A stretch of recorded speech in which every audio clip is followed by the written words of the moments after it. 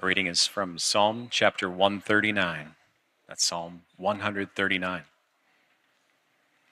You have searched me, Lord, and you know me. You know when I sit and when I rise. You perceive my thoughts from afar. You discern my going out and my lying down. You are familiar with all of my ways. Before a word is on my tongue, you, Lord, know it completely. You hem me in behind and before, and you lay your hand upon me. Such knowledge is too wonderful for me, too lofty for me to attain. Where can I go from your spirit?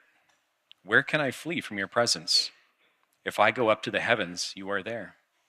If I make my bed in the depths, you are there. If I rise on the wings of the dawn, if I settle on the far side of the sea, even there your hand will guide me.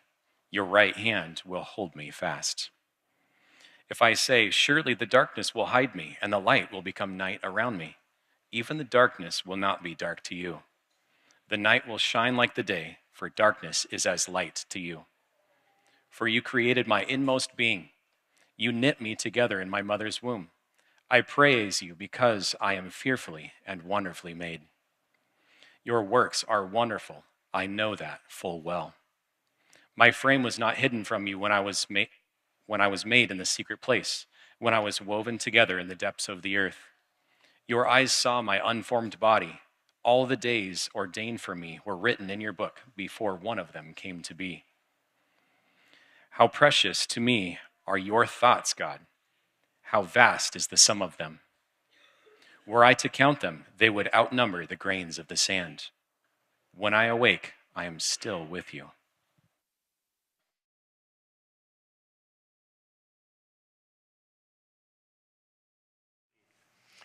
George Matheson was a guy that in many ways had it all together. He was really bright. He was a great theologian. He was a very good writer. He was a songwriter. And he was 20 years of age. He was engaged. He wanted to be a pastor, and his wife wanted to be with him, a pastor's wife.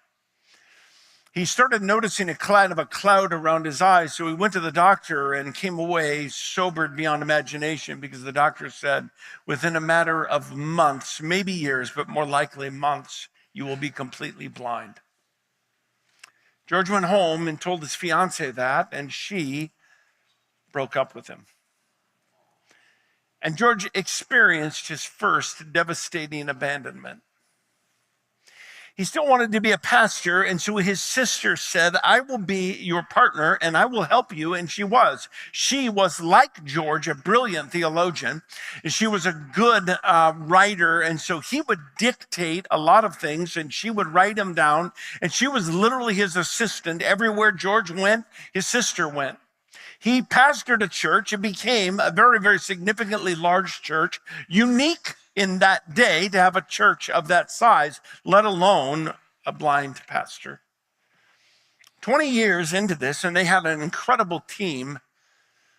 His sister fell in love with a man, and she was going to get married. So she told her brother, I can no longer be your assistant. And George experienced his second major abandonment. He went home that night, and you'll recognize this hymn if you know hymns. George Matheson wrote, O love that will not ever let me go. I rest my weary soul in thee. What George discovered, what David discovered, is that the capacity to endure is not because of our great faith and our great strength. It's because there is a God who says, I will never let you go. I grew up in a church that believed you could be saved and then you could sin your way out of that relationship. Now, if you believe that, there's terror in your relationship with God because you're always trying to figure out, have I committed that sin that's exiting me out of that relationship? And for those of us who sinned on a semi-regular basis, I lived with the thought that on any given day, if the rapture occurs, I'm not sure I'm going to go. because I lived with this tenuous belief that it was my faith, it was my belief, it was my character, it was all up to me. I had to hold on to God, and there were times me and God had a pretty loose handshake. Not because of him, me. I lived in terror. I did. I was fearful. One night, my mom, I thought she was home. I thought she was in her bed, and I yelled at her. She didn't respond, and I was like, oh my gosh, the rapture has occurred. I'm done. And I started going through, man, I was probably only 13 years of age at the time. I don't have any guns. We don't have any guns in the house. I got some knives. I'm going to make it through the tribulation. I literally sweated it out, laying there in bed, thinking, man, I got to go through the tribulation because of my mom. And then I got mad. I got mad at myself. Why didn't you stay faithful? Why didn't you? And I was just kind of beating myself up. Found out later my mom was actually in bed and she just didn't wake up. Well, let me tell you what, she got it from me. I was furious. Why didn't you wake me up? I mean, I just spent the last hour going through the tribulation. But I didn't get the mark of the beast, Mom. I made it. Oh, man, it was terrible. I grew up believing and being taught that staying in a relationship with God was all up to me. I don't believe that anymore at all. I believe John 10 that says, he who has, whatever the Father has given to me, I will lose none of them. Peter says that we have been given an imperishable seed. I have perishable pears. They're dropping. You know what a perishable pear is? It's one that when you pick it up, you don't want to eat it because it's rotten.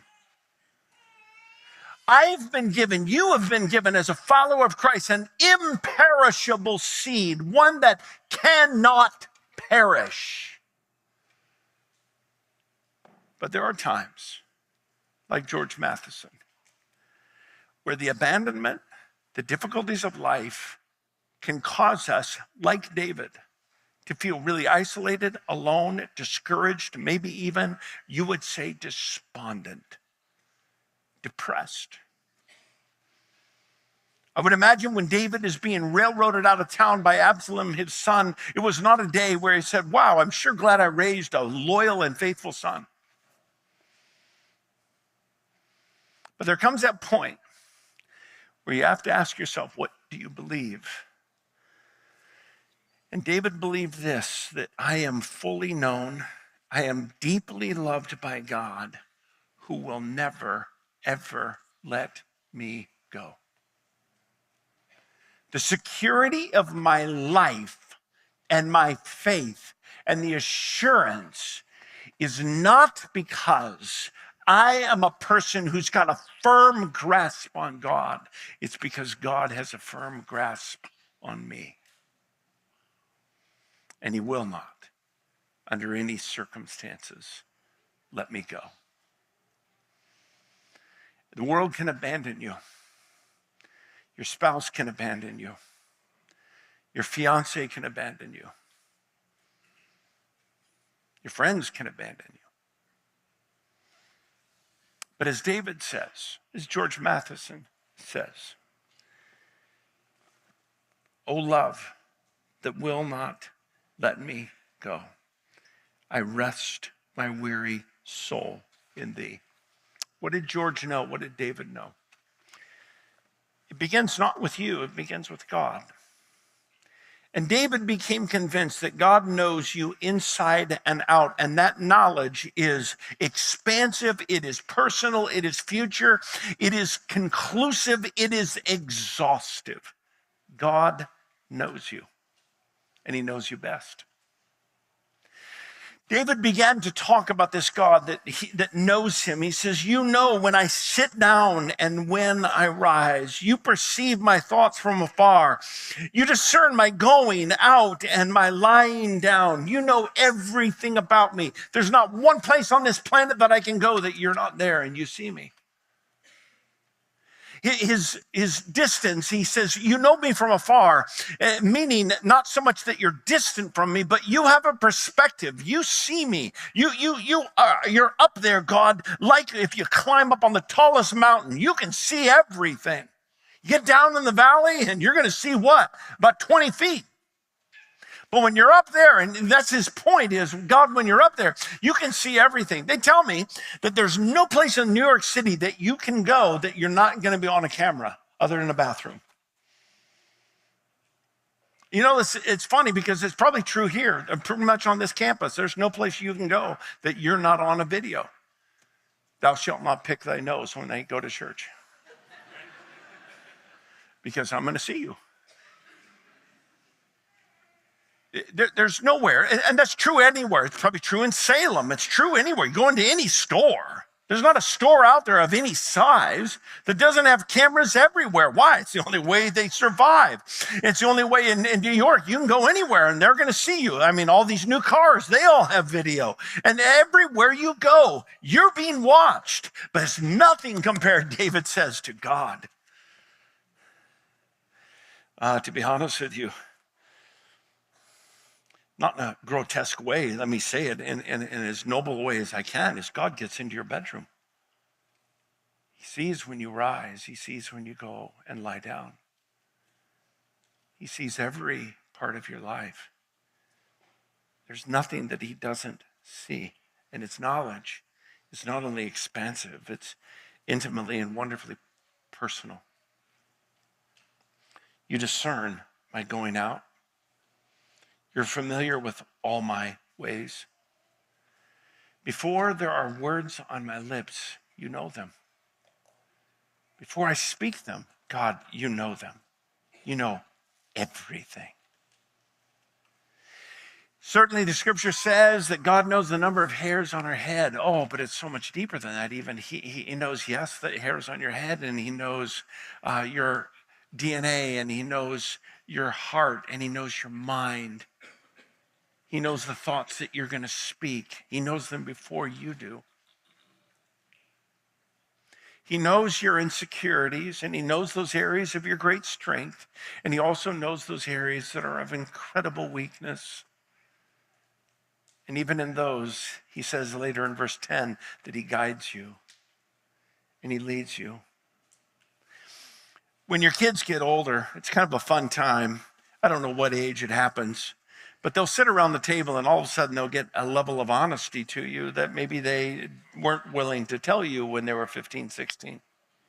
I remember the conversation where the boys were talking about, Dad, we knew when to come and talk to you and when to just lay low. So is that right? What tipped you off? One of them said, Dad, the quieter you got, the scarier you got to me. And they said, you know, when you went really quiet, it meant you were working hard at suppressing your anger. I thought, you know what? You're absolutely right. When I'm happy, I'm pretty talkative. When I'm really quiet, I'm stirring. But as much as my boys know me, my wife knows me infinitely better than that after 40 years. I'm telling you what, she can spot me from, a quarter of a mile. She can look at me and tell you what kind of day I've had. All she has to do is look at me. I don't know if it's the way I walk or whatever the case may be. She knows me. She knows me like nobody else in this world other than God. He knows those areas of my life like you, where you personally feel like you're on top of it. And he knows those areas of your life where you are simply almost embarrassed to talk about. Those areas that you just can't get victory. He knows those.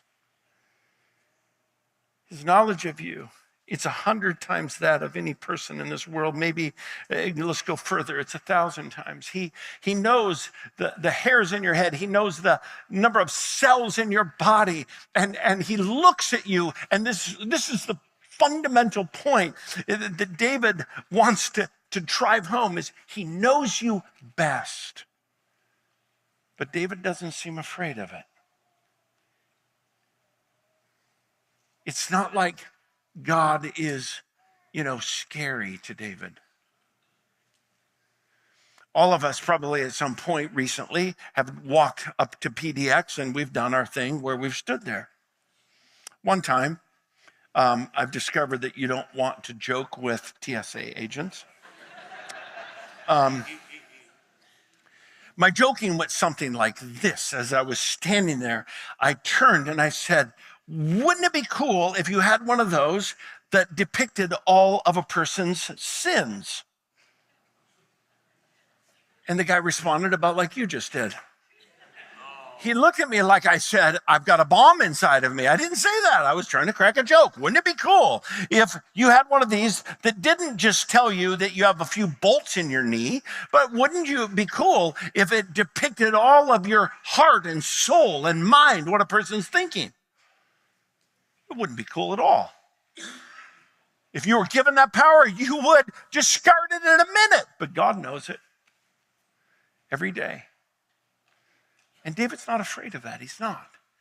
In fact, he invites it. He's thrilled. He praises God for it. Why? Maybe it's because he trusts him. God's knowledge is expansive, it's personal, but it reaches into the future. Does that mean that God knows your future? Yeah, I'm going to suggest that he does. He says that before a word is on my tongue, you know it completely. Now, you might be arguing and say, well, okay, God knows what I'm about to say, and before I can speak it, God knows it. No, I think it's a little further than that. Go to Isaiah 65:24, where it says, before they call, I will answer. Before they've even spoken the prayer, I've set the answer in motion at times. While they are still speaking, I will hear them. My sense is if you went back and looked at some of the answers to prayer in your life, you will come to the same conclusion that when you prayed, because of certain events, God had to start the answer, or he enacted the answer, or even delivered the answer before you even prayed the prayer. And so it begs the question, if this is true of God, that he knows expansively our lives, personally our lives, and in fact, he knows things about us before we even speak them, here's a fundamental question that I hope you're asking. Well, then what is the use of prayer? If prayer is merely functional or informational, then you really do have to ask that question. If you fundamentally think that prayer is you informing God of something you need or something maybe that God doesn't know, well, then, my friends, you're talking to a God who could write your story better than you can. And if you were to ever give God a list, he might add a few things to say, hey, you're going to tell me this, but let me write it down for you. If prayer is you merely informing God, then this text is going to tell you why. But if prayer is something different, like Anthony Bloom says in his book, Beginning to Pray, if prayer is merely functional, he says, then it lacks need because God already knows. But if prayer is relational, where I'm entering into a relationship, and David says, I'm entering into a relationship with a God who knows everything about me. He knows my frustrations. He knows my concerns. He knows my insecurities. He knows those areas of victory. And as I come and I speak them in this relationship, I am now not informing God. I'm relating to him. I'm walking with him. I'm trusting him. David says, God knows you inside and out. God knows you best. And he loves you most. He goes on and he moves from this perspective to this place of knowledge of his presence. He says, God, you've hemmed me in. Behind and before, you've laid your hand upon me. Theologians call it prevenient grace, the grace that goes before me, the grace that goes beside me, the grace that comes after me. There's not a place that you're going to walk. There's not a relationship that you're going to enter into that God hasn't shown up long before you got there. That's David's point. You hem me in. Such knowledge it's too wonderful for me. It's too lofty for me to attain. And then he begins to entertain kind of this almost experiment. He starts it in verse 7, and he asks this question. It's kind of a rhetorical question that David answers. Is there anywhere that I can go where God's not there? Is there anywhere, kind of like Jonah? Jonah thought, hey, if I can go to some place other than Nineveh, if I can go to Tarshish, then I can go to a place that God doesn't have access to me. Is there any place you can go that God doesn't have access to you? That's his question in verse 7. And he goes and he starts in verse 8 and he says, if I go up to the heavens, yep, you're there. If I go down below, and I wouldn't try to read into it an exact location. I think David is just kind of setting boundaries. If I go as high as I can go, the heavens, nope, I've discovered, God, you're there. If I can go as low as I can, as I understand it, nope, God, you're still there. Verse 9, if I rise on the wings of the dawn, and if I settle to the far side of the sea, even there, God, your hand is there to guide me. In other words, there's not a place in this world, ever, anywhere in all of creation, where I can go and be outside of the presence of God. And David, again, he's not angry at that. He's not feeling angst about it. He's not threatened by it. He finishes, oh, these thoughts are too lofty for me. They absolutely overwhelm me with the expanse of your knowledge of me. God, you know me best, and you love me most. You know me best. You know me better than anyone, and no matter where I go, you're there. But you're not there just in presence. You're there to guide me. Your hand, it guides me. Now, this begs a question. Do you like the Father's hand?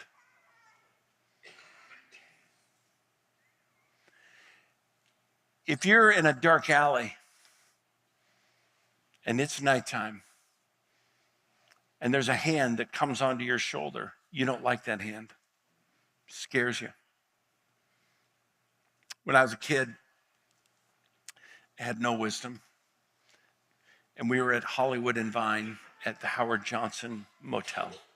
I don't know if the Howard Johnson Motel is still at Hollywood and Vine. If it is, don't go there. We got kind of stuck in a bathroom because we weren't doing good things. I generally in my life have been slow. When I say slow, I notoriously was the last one chosen. Didn't bother me. I was slow. That night, when I came out of Howard Johnson Hotel, the NFL tried to recruit me. I was fast. I was running for my life. And if I would have had a hand placed on me, it would have not been to console me. It would have been to harm me. So it begs the question, when the Father puts his hand on you, do you believe that it's there because he loves you and wants to nurture you and guide you? Or do you believe it's because he wants to turn you around and give you a lecture? For David, this God who knows him best loves him most. And he says, God, I can't go anywhere. I can't go to the heights. I can't go to the depths. But even there, your hand will come on me and you will guide me. Your right hand will hold me fast. When I'm getting off course, God, you're going to bring me back. When I'm having a stupid day, you're going to speak into me with knowledge. And David is kind of rehearsing in his mind, God, you see me coming and going. But like at times, not just teens, but us, we have those moments in our life where we kind of resist. And maybe, and I think it's pretty normal that when teens get older, they just kind of naturally start to create independence. I think it's normal. I think it should be expected, should be encouraged. I'm not talking about rebellion. I'm talking about independence. But sometimes that can turn over into kind of a resistance where they feel like all of the laws of the parents are bad. That's what's happening in verse 11 and 12. David is imagining something in his mind. Look at it. He's imagining that, God, what if? I know you come and you see me coming and going and your hand is on me. But God, what if? Verse 11, if I say, surely the darkness will hide me and the light become night around me. What's he imagining? God, what if I try and hide from you? What if I have a stupid moment? My mom used to always say, nothing good happens after 10 o'clock, get home. She was right. David is imagining the darkness, not because he's afraid of the night. He's imagining that there are times in my life, there are times in your life that you start having Jonah syndrome, where you think that somehow you can secretively get away from God, and you can go into the night and you can be hidden, and you can leave the church, or you can leave your friends who are walking with Christ. And all of a sudden you find yourself thinking that somehow you can be outside the purview of God. David says, God, what do you do when I do that? What do you do when I resist you? This God who sees me coming and going, do you walk away from me? Look at verse 12. Even the darkness will not be dark to you. The night will shine like the day, for darkness is as light to you. If David was writing this today, he would say something like this: God, I've tried to hide from you, but I discovered you have night goggles. And everywhere I go, it's as if you see like it's daylight. I try and leave this relationship. I try and get out of this. I close the Bible. I stop praying. I get obstinate. What do you do then, Lord? That's David's point.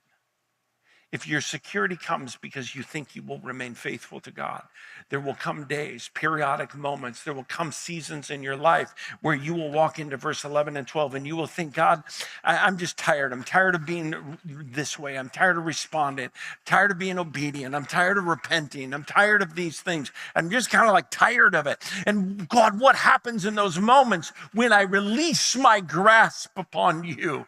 And David says, God firmly holds his grasp upon you.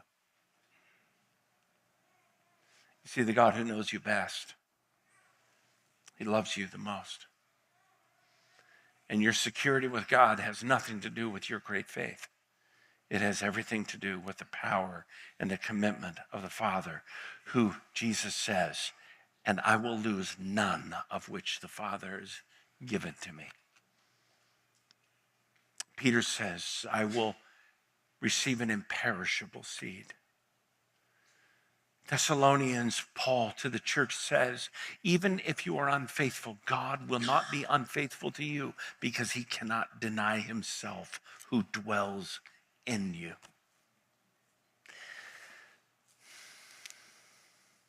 David says, God, you know me best. You know the expanse of my life. You know my coming and going. And you, he says, third, have designed me. And you did every fabric and every step of my creation with a great intention and meticulous oversight. Verse 13, for you created my inmost being. What does that term means? It means that God, this word means he purchased and he gathered together all of the elements. not to be wrongly gross on this thing, but God took the egg and he selected it, and he took the sperm, and he was the conductor of that gathering. He knit me together. From the moment of conception, I was under the hand of the orchestrating sovereignty of God, and so were you. The implication is there's no life that is an accident. There's no life that doesn't have purpose. There's no life that's not sacred. There's no life that God didn't say, I want to bring into this world. I have purpose. Is God ordaining all of the means to bring them? No. But is God orchestrating the knitting together and the value of this person? Absolutely. Human life, it's sacred.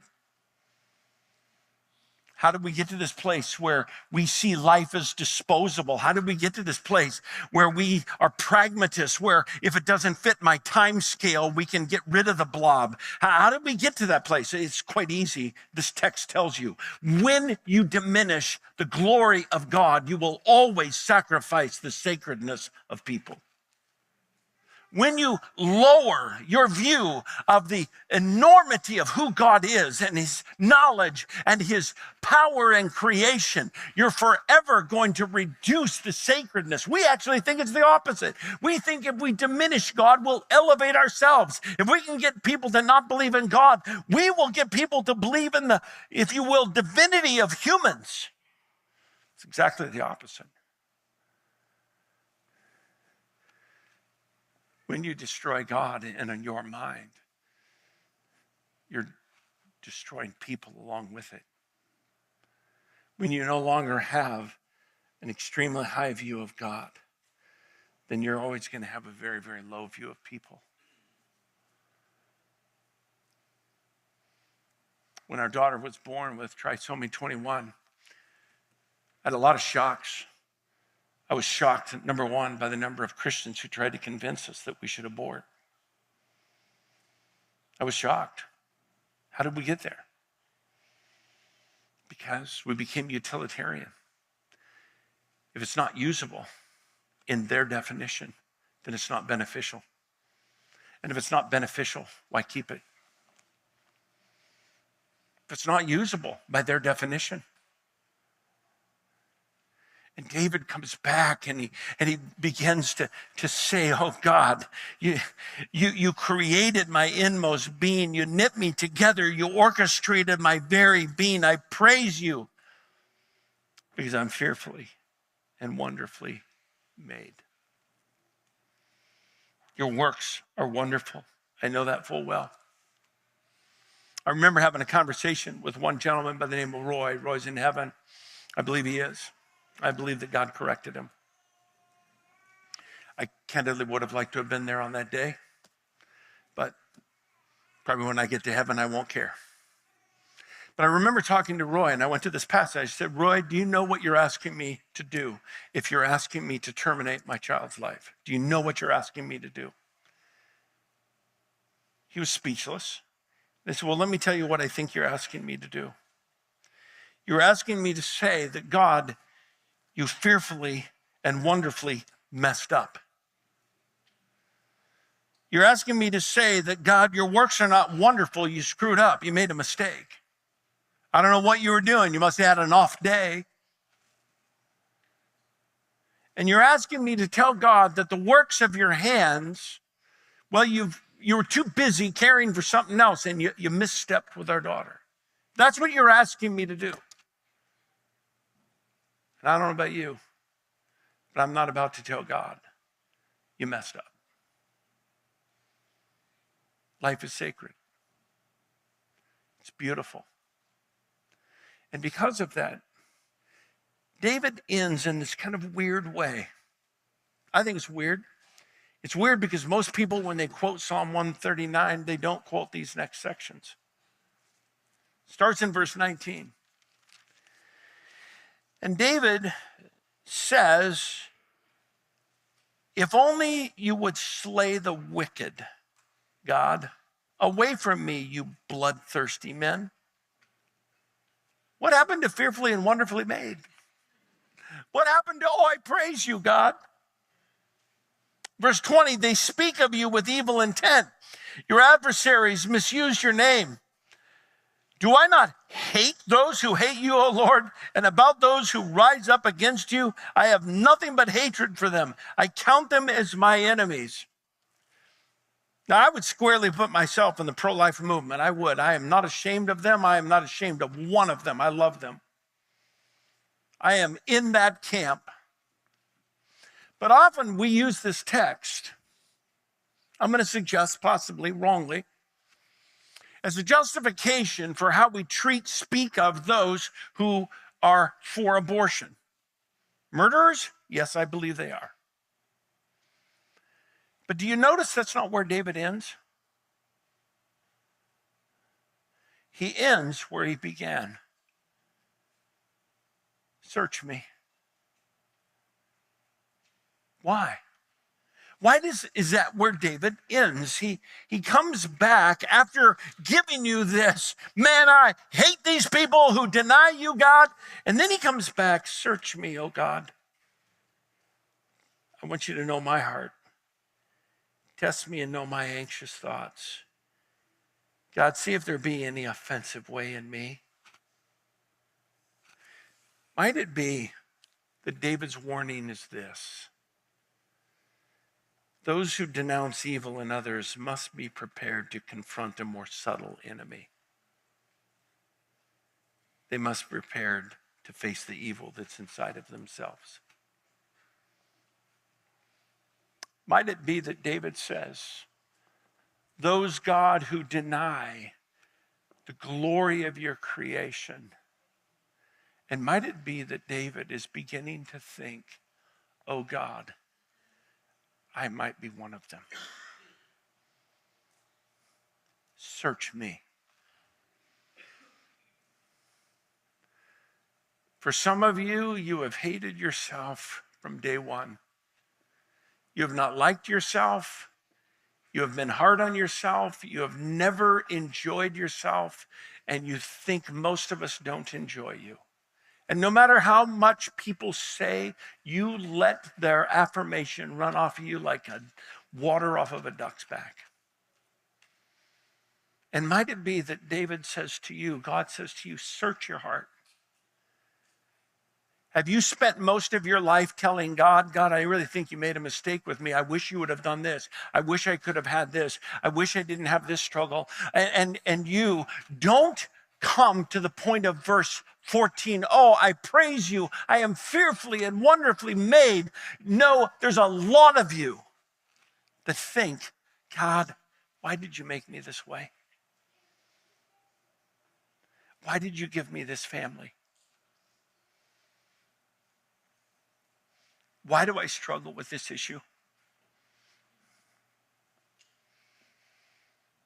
Maybe David's exhortation is spend less time cursing the pro-abortionists. And you might want to start with a little time of looking in the mirror. Am I trying to soften their murder? No. I'm trying to be faithful to the text. This God who knows you best, loves you most. Trust him. What does it mean to trust him? Search me, God. See if my anger and rage at other people is a way that I'm displacing or hiding my frustration that I've always had with you, God. I've never liked myself. I've always lived with a complex. I've always lived with a high level of insecurity. I've never been comfortable in my own skin. I'm not advocating your arrogance. I'm not advocating that you walk around telling people, boy, sure good thing God created me. Quite the opposite. I wonder how many of us struggle to ever say to God, your eyes saw my unformed body. All the days ordained for me were written in your book before one of them came to be. Do you live with the conviction that God is the one who determines your days? Or if life gets hard, are you going to take that decision into your own hands?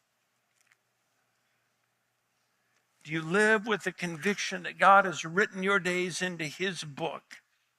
Or do you live with the conviction that I will make the determination as to when I leave this earth?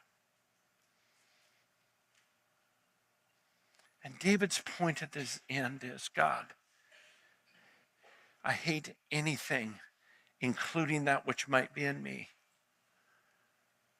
that rises up to the point where I lower who you are, thinking somehow I'm raising my sacredness.